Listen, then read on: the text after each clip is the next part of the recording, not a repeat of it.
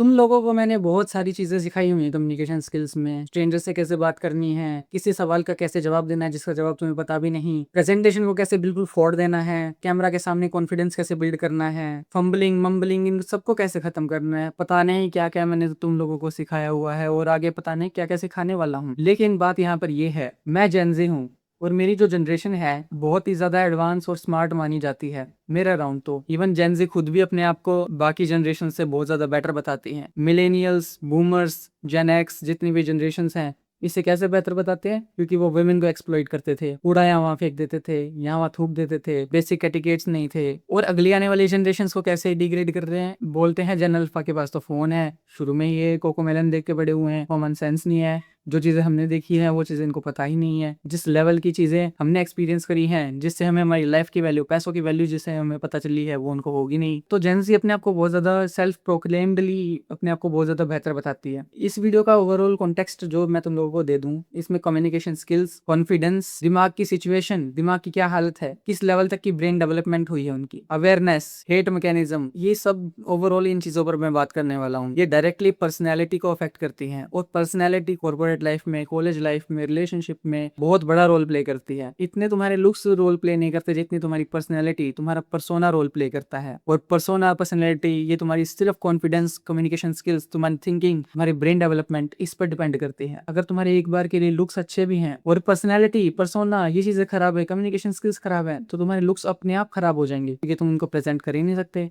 कितने भी अच्छे तुम्हारे लुक्स हो, इनको प्रेजेंट करने के लिए तुम्हारी पर्सनैलिटी अच्छी होनी चाहिए, तुम्हें बोलना अच्छा आना चाहिए, बढ़िया कॉन्फिडेंस होना चाहिए, तुम्हारा एटीट्यूड पॉजिटिव होना चाहिए। उस सब की मैं बात यहाँ पर करने वाला हूँ। तुम लोगों को अभी कुछ समझ नहीं आ रहा होगा, तो शुरू करते हैं इस वीडियो को, फिर तुमको समझ में आ जाएगा। सबसे पहले मैं बात करता हूँ दोस्तों की, क्लासमेट्स की। मैं यहाँ पर सोशल मीडिया का एग्जांपल लेता हूँ, ठीक है। मेरे जितने भी फ्रेंड्स हैं सोशल मीडिया पर, वो क्या करते हैं, सबके इंस्टाग्राम पर अकाउंट्स हैं, लेकिन उस इंस्टाग्राम का क्या पर्पज है। इंस्टाग्राम पे स्टोरी हम डाल सकते हैं, वीडियो रील पोस्ट हम कर सकते हैं, ये सारी चीजें कर सकते हैं।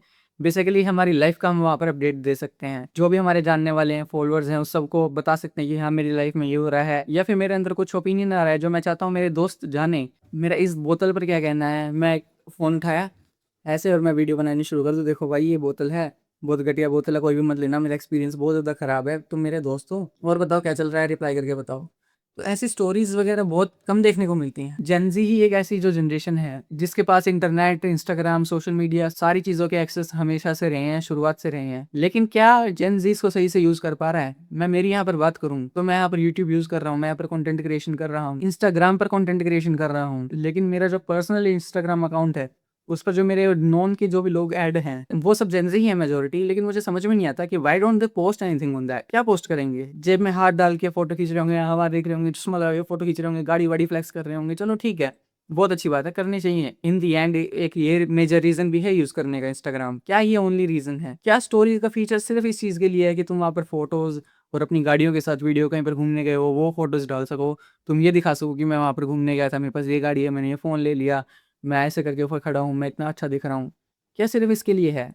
अगर इसके लिए है तो तुम सिर्फ पोस्ट भी कर सकते हो, लेकिन नहीं, अलग अलग फीचर्स दे रखे हैं इंस्टाग्राम ने। 24 घंटे में स्टोरी हट जाती है, रील डाल सकते हो, वीडियो डालनी है तो। स्टोरी की बात करता हूँ, उसमें क्लोज फ्रेंड का भी फीचर है। क्लोज फ्रेंड के सामने तुम क्या कर सकते हो, तो तुम बाकियों को प्रेजेंट नहीं कर सकते, वो तुम अपने क्लोज फ्रेंड को प्रेजेंट कर सकते हो इंस्टाग्राम पर। मैंने करी हुई है, मेरे मन में कुछ बात चलती है, मुझे लगता है कि मैं ये दोस्तों के साथ शेयर करूँ, तो मैं मेरा फोन उठाता हूँ, क्लोज फ्रेंड में स्टोरी डाल देता हूँ, ऐसे रिकॉर्ड करके बेड पे लेटा हूँ, लेटे लेटे हाथ डाल देता हूँ, यहाँ पे बैठा हुआ काम कर रहा हूँ, अचानक से मन किया, दिखा दिया कि मैं देख लो गाइज मैं ये कर रहा हूँ, मुझे ऐसा होगा, मुझे ये प्रॉब्लम आ रही है, ये दिक्कत हो रही है, ये होना नहीं चाहिए, लाइट चलेगी, ऐसी चीज़ें मैं डाल देता हूँ कभी कभार। लेकिन मेरी जो फॉलोइंग है, मेरे जो फ्रेंड्स हैं, जिंदगी में एक बार भी ऐसा कुछ काम नहीं किया। क्या करते हैं वो स्टोरीज पे, जो पोस्ट करते हैं, जो रील डालते हैं, वही स्टोरी पे कोई ओपिनियन नहीं देते। कुछ मैटर हो गया ऑनलाइन, उसके स्टोरी को यूज करो, अपने पॉइंट ऑफ व्यू दो, speak something, but they don't speak. मुझे समझ नहीं आ रहा है इनको दे भी क्यों रखा है इंस्टाग्राम पे स्टोरी का feature, they don't even utilise it. अगर यूज करेंगे कम्युनिकेशन स्किल्स बहुत ज्यादा इंप्रूव होंगी। स्टोरी में क्यों इनको शर्म आती है? रियल लाइफ में और सिटिंग विद योर फ्रेंड्स, एक दोस्त यहाँ बैठा है, एक दोस्त यहाँ बैठा है, एक दोस्त यहाँ बैठा है,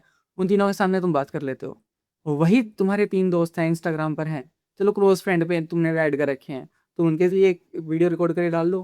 तुम क्यों नहीं डालते, क्यों नहीं बातें करते उनसे स्टोरी पे? Why don't you use that feature? अब मेरा यहाँ पर सिर्फ फीचर यूज करने का मैटर नहीं है, सबकी अपनी अपनी चॉइस होती है, but why don't you use that? Why are you even on that platform? Are you there for scrolling? Are you there for just sending reels? Are you there for just checking updates? You have that feature जिसको use करके तुम अपनी camera confidence को improve कर सकते हो, तुम अपने कम्युनिकेशन स्किल्स को इंप्रूव कर सकते हो, तुम्हारा बोलना कितना ज्यादा बेहतर हो सकता है। तुम्हारे दोस्त हर टाइम तुम्हारे साथ नहीं रह सकते, लेकिन वो ऑनलाइन तो बैठे हैं, वहां पर तुम पोस्ट कर सकते हो। बिल्कुल नहीं करते लेकिन तुम लोग और ये प्रॉब्लम सिर्फ मेरे दोस्तों के साथ नहीं है, सभी के दोस्तों के साथ। वो अकाउंट जो उन्होंने खुद की मर्जी से बनाया था, खुद के पोस्टिंग के लिए बनाया था, जहाँ पे वो खुद को एक्सप्रेस कर सके, उस अकाउंट पर उन पर बंधन लगा हुआ है। क्यों? वो ये सोचते हैं मैंने अगर मेरी स्टोरी डाल दी, ऐसे मैंने क्लोज फ्रेंड में भी स्टोरी डाल दी, तो देखने वाले क्या सोचेंगे, क्या बोलेंगे? क्या मैं अजीब तो नहीं लगूंगा? अगर मैंने एक ऐसी स्टोरी डाल दी, मैंने कुछ भी ओपिनियन दे दिया मेरा, क्या मैं अजीब तो नहीं लगूंगा? ये क्या सोचेगा? खुद के बनाए हुए अकाउंट पे, खुद की मर्जी से बनाए हुए अकाउंट पे बंधन लगा हुआ है। सामने वाले के डर के कारण तुम वहां पर पोस्ट नहीं कर रहे, सामने वाले के डर के कारण तुम वहां पर एक्सप्रेस नहीं कर रहे। किस तरीके की जनरेशन हो यार तुम? ये तो पिछली जनरेशन में कभी ऐसा डर था ही नहीं, तुम्हारे अंदर है ऐसा डर। इतने ज्यादा ओपन माइंडेड होने के बाद भी। So called generation Z, Gen Z, self proclaimed the best generation, 90% Gen Z under confident ही है, and that's nothing new. Millennials भी थे, बूमर्स भी थे, जेन एक्स भी थे, और शायद जेन अल्फा भी होंगे, लेकिन जेन जी सबसे बढ़िया जनरेशन है? ऐसा तो नहीं हो सकता। नहीं है जेन जी में कॉन्फिडेंस, नहीं है जेन जी की कम्युनिकेशन स्किल्स अच्छी, नहीं है जेन जी के पास कोई और सॉफ्ट स्किल। एंड मैंने ये चीजें मेरी आंखों से देखी हैं, मेरा राउंड देखी। And one more thing about my friends, whenever I distance my self from them, जैसे मैंने अभी कर रखा है, क्योंकि मैं यहाँ पर कंटेंट क्रिएशन कर रहा हूँ, मैं वीडियोस डाल रहा हूँ, अपने आप पर काम कर रहा हूँ, अपनी कम्युनिकेशन स्किल्स पर काम कर रहा हूँ।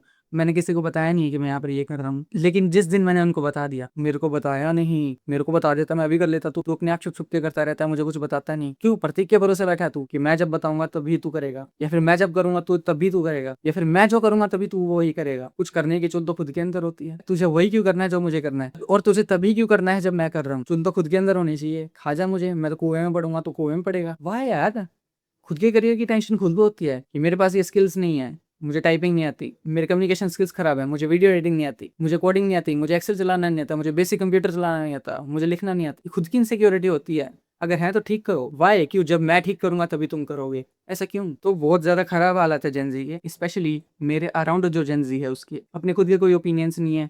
अगर है तो उनको एक्सप्रेस नहीं करते, कॉन्फिडेंस मड में है, खुद पे बिलीव नहीं है, और कोई सॉफ्ट स्किल नहीं है। This list is never ending. वो पिछली जनरेशन की ही फोटोकॉपी है, बस खुद के कॉलेजेस को गाली दिला लो। मेरा एक फ्रेंड है जो मेरे साथ ही ग्रेजुएट हुआ था, मेरे ही कॉलेज से, मेरी क्लास से, तो उसको और मुझे दोनों को एमबीए करनी थी। मैं एमबीए कर रहा हूँ, मैं फाइनल ईयर में हो गया हूँ, लेकिन उसने लास्ट ईयर ड्रॉप ले लिया था। ही सैड कि उसको कैट का पेपर क्रैक करना है, फिर उसको कुछ अच्छा मैनेजमेंट का कॉलेज चाहिए, उसमें जाके वो एमबीए करेगा। हुआ क्या? उसने कैट ड्रॉप कर दिया, नहीं किया उसने, और अब वो टियर 3 सिटीज है भी जिसमें मैं कर रहा हूँ, वही उसी कॉलेज में एमबीए भी नहीं कर रहा। 1 साल उसका वेस्ट। अब वो कर भी नहीं रहा एमबीए, वैसे मैं कर रहा हूँ। बात ये है, मेरे पास तो डिग्री आ जाएगी, बेशक किसी भी वैल्यू की हो, बेशक उसकी वैल्यू हो ना हो, मेरे पास डिग्री आ जाएगी। Something is better than nothing, लेकिन उसके पास नहीं होगी वो चीज। ऐसे स्टूपिड डिसीजन क्यों? अगर वैल्यू नहीं थी तो ठीक है, पड़ी रहती, तब भी वैल्यू नहीं है, लेकिन अभी तेरे पास वो कागज का पेपर भी तो नहीं है। अगर तू करता जीरो वैल्यू वाली, अगर तू डिग्री लेता है, एटलीस्ट तेरे पास एक कागज का पेपर तो होता, खुद को एमबीए बोलने के लायक तो होता, लेकिन तेरे पास वो भी नहीं है। अब एडमिशन के सेशन भी जा चुके हैं, तो अब एडमिशन भी नहीं हो सकता, तू मेरे से 2 साल पीछे हो जाएगा, हो गया है बल्कि। क्या फायदा? पता नहीं ये जेंजी कहाँ जा रही है। मैं तो हैरान हूँ भाई, सच में बताऊँ, मैं जब भी देखता हूँ ना,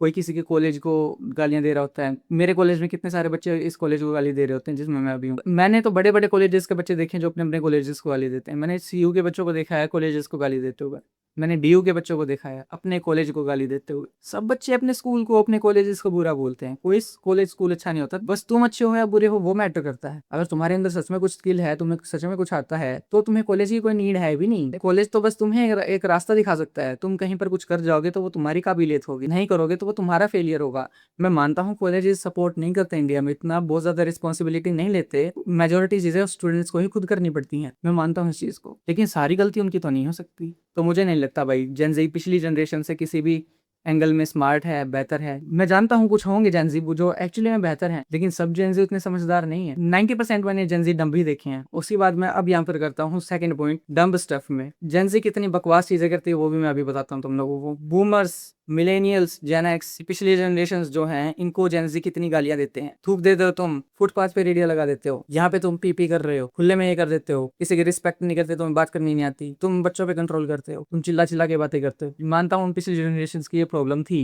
लेकिन तुम क्या डम स्टफ कर रहे हो अभी, बताऊँ मैं? ई रिक्शा वाला ट्रेंड देखा था अभी, बैट बीएमएस ऐप से ई रिक्शा बंद कर रहे थे, कौन कर रहा था? मिलेनियल्स? नहीं नहीं नहीं नहीं। जेन एक्स? नहीं नहीं नहीं नहीं नहीं। बूमर्स? नहीं नहीं नहीं। जेन अल्फा जो भी बच्चे हैं वो? नहीं नहीं नहीं नहीं। जेन ज़ी कर रहे थे वो सब। तुम्हारे अंदर इतनी अकल नहीं है, कि वो गरीब है, वो काम कर रहा है, वो ई-रिक्शा चला कर ही अपने बच्चों को पालता है, अपना घर चलाता है। तुम उसका पूरा दिन खराब कर देते हो। एक बार ई-रिक्शा बंद होने से पता है उसका कितने नुकसान हो गया होगा? शायद 100-150 का नुकसान, लेकिन 100-150 उसके लिए पता है कितने ज़्यादा हो सकते हैं? हो सकता है उसने अपने बच्चों के लिए कुछ स्टेशनरी का सामान लेके जाना हो, खाने-पीने का कुछ सामान लेके जाना हो, और तूने उधर उसकी ई-रिक्शा रोक दी। किधर की स्मार्ट जनरेशन है ये? ये तो देहातियों से भी बुरे काम है। पिछली जनरेशंस एटलीस्ट किसी को कमाने से तो नहीं रोक पा रही थी, परेशान तो नहीं कर पा रही थी।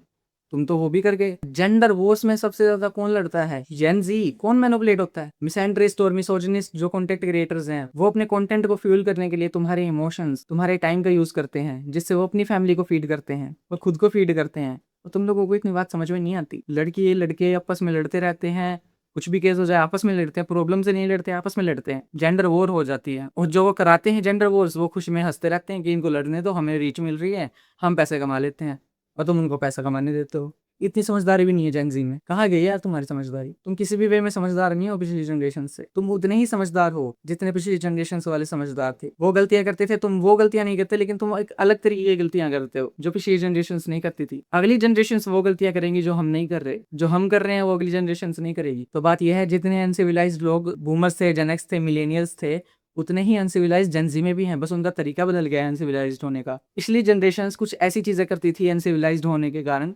तुम लोग ऐसी चीजें कर रहे हो अनसिविलाइज्ड होने के कारण। चीजें तो अनसिविलाइज्ड ही हो रही हैं, लेकिन अलग अलग हो रही हैं, तो बस वो तरीका बदल गया है। चीज वही एग्जिस्ट करती है, कॉन्सेप्ट वही एग्जिस्ट करता है। और रही बात 10-15-20% जो भी समझदार जेन ज़ी है, तो पिछले जनरेशन में भी थे भाई 10-15-20% समझदार लोग। सब लोग सड़क पे नहीं थूकते थे, सब लोग सड़क पे कचरा नहीं फेंकते थे, 15-20% लोग उसमें भी अच्छे होते थे। अगर तुम ये कह रहे हो ना कि जेन ज़ी को जनरलाइज नहीं किया जा सकता सिर्फ कुछ जेन ज़ी के बेसिस पे, तो वैसे ही पिछली जनरेशंस को भी जनरलाइज नहीं किया जा सकता, क्योंकि उनमें भी समझदार लोग थे। थर्ड एंड लास्ट चीज जो है मैं उस पर बात करना चाहता हूँ, वो है कम्युनिकेशन स्किल्स। प्रेजेंटेशन देने में वाहियात हो गई है जेन ज़ी। अपने को पार्टनर्स या फिर किसी एक दो जने से बनवा लेते हैं presentation.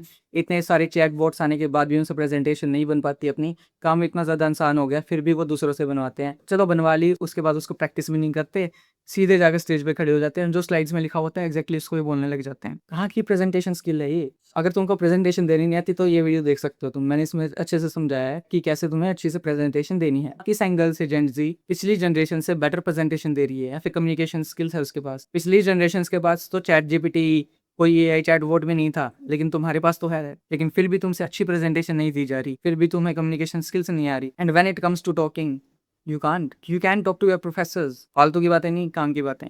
You can't talk to your relatives। You can't even talk to a girl who is your classmate। Classmate से बात नहीं कर पाते। कहाँ की कम्युनिकेशन स्किल्स हैं? इतने सारे इन्फॉर्मेशन के सोर्सेज होने के बाद भी you don't even know how to interact with people। बस वो 3-4 दोस्तों के साथ बातें करते हो, उनके साथ बकवास मारते हो। तुम कभी इंटेलेक्चुअल बातें करते हो दोस्तों से? और जो भी तुम्हारे अदर क्लासमेट्स है, जो तुम्हारे दोस्त नहीं है, तुम्हारे ग्रुप का पार्ट नहीं है, उनसे कैसे बात करते हो? तुम उनसे भी बकवास करते हो। कहाँ की तुम उनसे इंटेलेक्चुअल बातें करते हो? कहाँ तुम उनसे अच्छे से कम्युनिकेट करते हो? बिल्कुल भी नहीं करते। मैं एमबीए में आ गया हूँ, यहाँ पर भी सीरियस बच्चे नहीं है, जेन ज़ी ही हैं, और वो सारे 1-2 बच्चे मिलेंगे गिनती के जिनसे इंटेलेक्चुअल बातें करी जा सकती हैं। पूरी क्लास डम्ब है एकदम। मैं तो सोचता हूँ ये कैसे आगे एमबीए तक भी। एक बच्चा है मेरी क्लास में जो पेपर में मेरे आगे बैठता है, उसको इंटेलिजेंस का मतलब नहीं पता। इमोशनल इंटेलिजेंस के पेपर में बोल रहा है मैं कुछ पढ़ के नहीं आया, मैं फेल होऊंगा। उसी बच्चे को मैंने बताया कि इंटेलिजेंस का मतलब क्या होता है, वो बताने के बाद भी नहीं लिख पाया। इंस्टेड वो पीछे मुड़ के मेरी शीट से एग्जैक्ट वर्ड चेप रहा था, एग्जैक्ट वर्ड टू वर्ड। जेन ज़ी है वो। मेरे ग्रेजुएशन में एक क्लासमेट था, एक बार हमारे प्रोफेसर ने एक असाइनमेंट दिया था हमें बनाने के लिए। सबने चैट जीपीटी से बनाया था, मैंने भी चैट जीपीटी से बनाया था निकाल के, लेकिन फॉर्चुनेटली चैट जीपीटी आ चुका था उस टाइम तक, तो फिर मैंने चैट जीपीटी से निकाल के बना लिया था। फिर जो मेरा क्लासमेट है वो आया मेरे पास, बोला असाइनमेंट बना लिया? मैं बोला हाँ बना लिया। बोलता तेरा असाइनमेंट दे दे मुझे।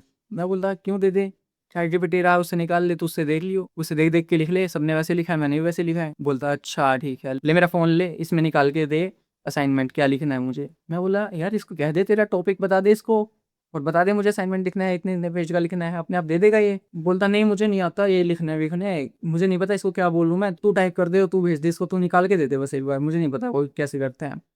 आई वाज लाइक यार व्हाट, तुझे प्रॉम्प्ट देना नहीं आ रहा, और वो भी उस एआई चैटबॉट को जिसको ना ग्रामर की पड़ी है और ना कुछ और। बस उसको बस एक आइडिया दे दे कि तुझे क्या चाहिए, वो अपने आप समझ जाएगा कि तुझे क्या चाहिए और वो निकाल के दे देगा। उस चैटबॉट से तू बात नहीं कर पा रहा, उसको तो हिंदी भी आती है। I was like what kind of generation is this. मैं इतना फ्रस्ट्रेट हो गया था ये बात देखकर, ये चीज़ देखकर, और अभी भी हो गया हूँ वो चीज़ याद करके। तो ये है जेन ज़ी। जेन ज़ी किसी भी एंगल में स्मार्ट नहीं है। 90% लोग पिछली जनरेशन में डब थे, 10% लोग अच्छे थे। जेन में भी वही रूल फॉलो होता है, लेकिन डम्बनेस और समझदारी बदल गई है, तरीका बदल गया है, परसेंटेज वही है। 90% जेन आज भी डम्ब है, 10% जेन ही समझदार है, और वो पिछली जनरेशन में भी कॉमन था, बस अलग तरीका था। तो मेरा यही मानना है, जेन इज ओवर हाइप्ड, और खुद ने ही हाइप कर रखा है। Self proclaimed the best generation है वो, खुद ने ही खुद वो माला पहना रखी है कि हम बेस्ट हैं, हमें बहुत अवेयरनेस है। सब बकवास है, कोई जनरेशन बेस्ट नहीं होती। इंसान बेस्ट बनता है, इंसान बेटर बनता है, चीजें सीख सीख कर, काम कर कर कर। एक इंसान अच्छा बोलना सीख सकता है, एक इंसान की कम्युनिकेशन स्किल्स अच्छी हो सकती हैं, एक इंसान हो सकता है जिसे पता है कि यहाँ पर कूड़ा नहीं फेंकना, यहाँ पर थूकना नहीं, वो इंसान है, कोई पूरी जनरेशन नहीं है। एक इंसान को पता है कि किससे कैसे बात करनी है जिससे उसको हर्ट ना हो, एक इंसान को पता है कि इसको ये बात नहीं बोलनी है जिससे हर्ट हो जाएगा, एक इंसान को पता है एम्पैथी क्या होती है, एक इंसान को पता है सिंपैथी क्या होती है, एक इंसान को पता है कि अप्रोप्रिएट वर्ड्स क्या होते हैं, ना कि एक जनरेशन को। और एक इंसान की ही कम्युनिकेशन स्किल्स बेटर होती हैं, और उसी इंसान को करियर ग्रोथ मिलती है, स्कूल में रिस्पेक्ट मिलती है, कॉलेज में रिस्पेक्ट मिलती है, ऑफिस में रिस्पेक्ट मिलती है, समाज में रिस्पेक्ट मिलती है, रिलेशनशिप में रिस्पेक्ट मिलती है। And how can you be that person? I will make you that person. Subscribe कर लो इस चैनल को, क्योंकि यहाँ पर हम ऐसी बातें करते रहते हैं, और मैं आपको ढेर सारी कम्युनिकेशन स्किल्स सिखाता रहता हूँ। स्ट्रेंजर से कैसे बात करनी है, किसी भी सवाल का कैसे जवाब देना अगर तुम्हें इसका आंसर पता भी नहीं है, कैमरा क्या कैसे बोलना है, प्रेजेंटेशन कैसे देनी है, प्रोक्रेस्टिनेशन को कैसे किल करना है, राइट पार्टनर कैसे ढूंढना है, बोल बोल कर तुम्हें मोगर कैसे बनना है, हर एक चीज़ पर मैंने वीडियो बनाई है, और आगे भी बहुत सारी वीडियोस आने वाली हैं। तो मिलता हूँ मैं अगली वीडियो में। अपना पर्सपेक्टिव पकड़ो, बाकी सब ऐसे ही चलता रहेगा।